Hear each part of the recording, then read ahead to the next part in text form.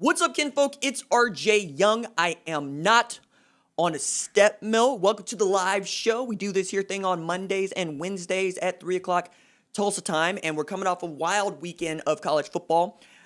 And I want to get to it, and I want to talk about a really hot button issue for both Oklahoma and Texas. Talk about the SEC basically becoming the Big 12 South or East, depending on how you want to categorize the SEC. I want to get into a little bit of how people are succeeding that have left UT. And I want to talk a little bit about some superlatives, some really outstanding ball as we've had canceled ball all over the place. But let me start with this. Congratulations to the Los Angeles Lakers, who were able to win an NBA title with just like two dudes, LeBron James and Anthony Davis. Now, all credit to the Miami Heat, who were never supposed to be there in the first place, and who looked like they were just making the effort. During Game 5, Game 6 comes around, and then we saw the Lakers basically lean forward, grip the controller a little bit tighter, and then put the clamps down on Miami because they were just trees over there. Between LeBron James and Anthony Davis, you got outstanding play from guys like Alex Caruso, Kentavious Caldwell-Pope. Even Danny Green got a ring.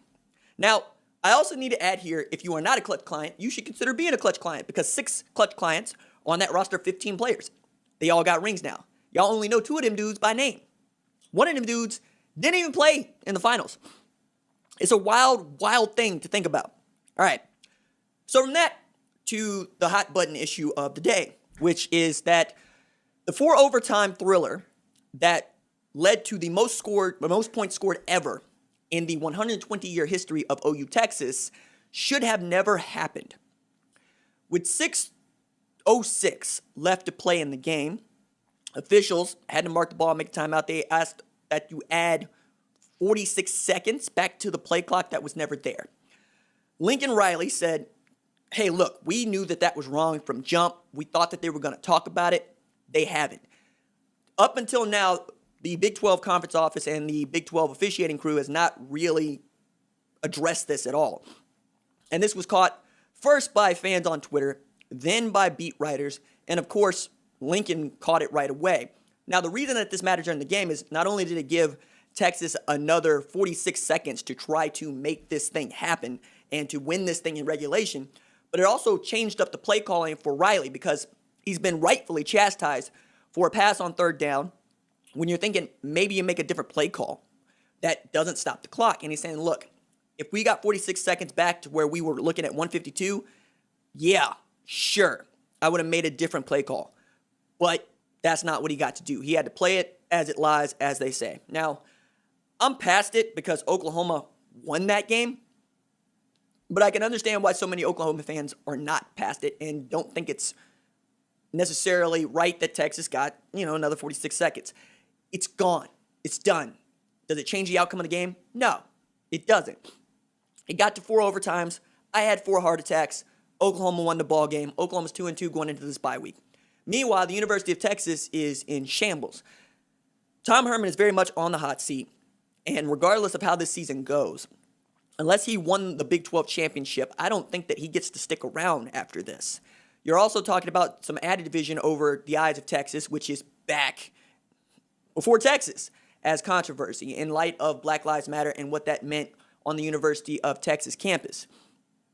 But across the Big 12, it's even more it's harder to predict what actually is going to happen in this conference because now the Kansas State team that beat Oklahoma is no longer that Kansas State team. Skylar Thompson had surgery for an upper body injury that's going to get him out for the year. Now, Texas Christian lost to Kansas State over the weekend, but Will Howard looked anything but good in that. 8 of 19. He threw a pick. He had 86 yards on the ground, and he's one of the highest rated prospects to ever commit and sign with Kansas State.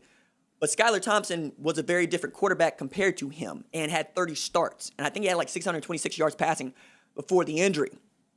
I don't know that Kansas State team is good enough to win a Big 12 championship. Brock Purdy and Iowa State, on the other hand, look like they might be able to keep this together. Same thing with an Oklahoma State, who we thought were going to play against Baylor, but that game got canceled.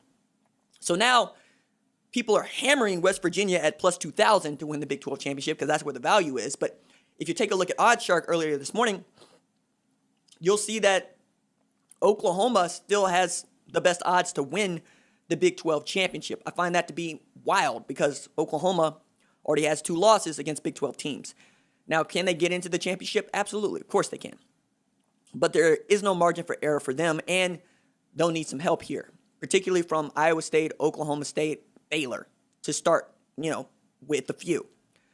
And then looking around college football, I think we're all a little bit amazed to see just how bad defense is being played, particularly in the SEC, but across the country. Like, it seems like the only team that can play defensive football right now is Clemson, which makes them the favorite to win the national championship. But watching Alabama give up 48 points to Ole Miss in Lane Kiffin's first year says 2 things for me. One, Ole Miss is going to be a force here in the next couple of years if they aren't already, right? Because it's not just that they put up those points on Alabama, they put those points up on Florida as well, okay? They put those points up on Kentucky. Ole Miss is a very good football team. They'll get better defensively, and there was no excuse for how bad DJ Durkin's defense was against Alabama, because as good as Ole Miss was, Alabama was better. Alabama put up 700 yards of offense against the Ole Miss defense, all right? Like, that's not going to cut it. And in a game where you score 48 points, you should win. That's what it comes down to for me. And if you don't win, you have to take a look at who your defensive coordinator is and what he was choosing to call and how he's choosing to call it.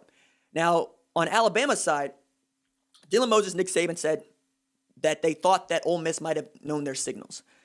To which Lane Kiffin has said, number one, I didn't know their signals. Number two, if we knew their signals defensively, we wouldn't be able to use them in the first place because we're going so fast.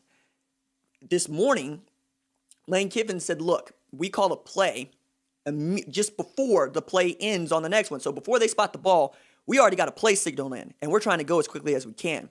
To that, Saban said, look, we didn't have enough time to try to disguise our defenses and our coverages, so that made it easier to identify what they were looking at. And if Matt Corral is that good, then perhaps we should be talking about Matt Corral in a very different way. Because Kenny Yeboah is also getting everything that he wanted and needed against that Alabama defense.